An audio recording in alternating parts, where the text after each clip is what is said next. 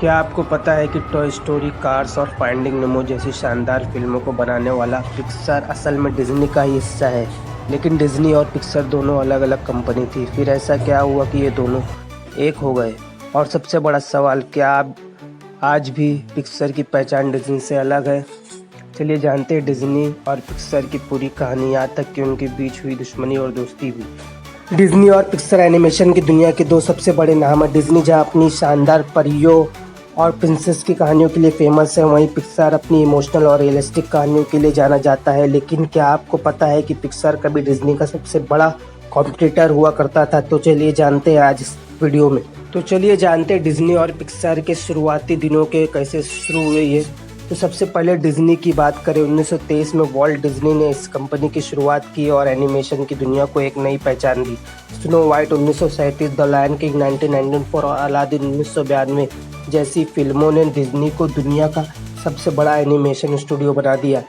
दूसरी तरफ 1986 में पिक्सर की नींव रखी गई और इसमें सबसे बड़ा रोल निभाया स्टीव जॉब्स ने। हाँ, वही स्टीव जॉब्स जिन्होंने एप्पल की भी शुरुआत की। पिक्सार ने 1995 में पहली computer animated film toy story बनाई और पूरी फिल्म इंडस्ट्री को हिला कर रख दिया। हाँ, वही टॉय स्टोरी जिसने हमने बहुत देखा है बचपन में। 2006 में डिज्नी को यह समझ आ गया कि अगर उसे एनिमेशन इंडस्ट्री में आगे रहना है तो उसे पिक्सर को अपने साथ मिलाना ही पड़ेगा।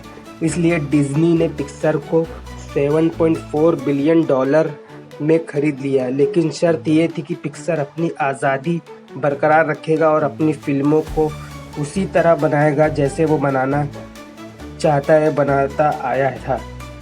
यानी पिक्सर अब डिज्नी का हिस्सा तो बन गया, लेकिन आज भी उसकी फिल्मों में एक अलग पहचान होती है, उसकी फिल्मों की एक अलग आइडेंटिटी है। अब सवाल उठता है, क्या डिज्नी और पिक्सर आज भी अलग है? जवाब है हाँ। चलिए जानते हैं क्यों आज भी अलग है। डिज्नी की फिल्में ज़्यादा फेरी टेल्स, राजकुमार राजकुमारियों, प्रिंसेस, सिंड्रेला और जादू मैजिक पर फोकस करती हैं। फ्रोज़न, अलादीन और द लिटिल मरमेड जैसी फिल्मों में म्यूज़िकल गाने और हैप्पी एंडिंग होती है।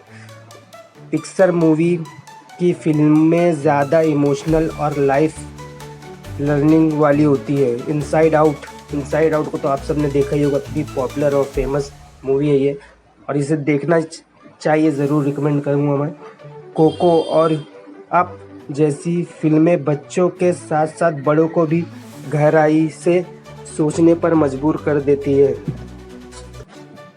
आज भी पिक्सर और डिज्नी दोनों ही एक दूसरे से काफ़ी अलग हैं, लेकिन दोनों ही दुनिया के सबसे बड़े एनिमेशन स्टूडियोज़ में से एक हैं।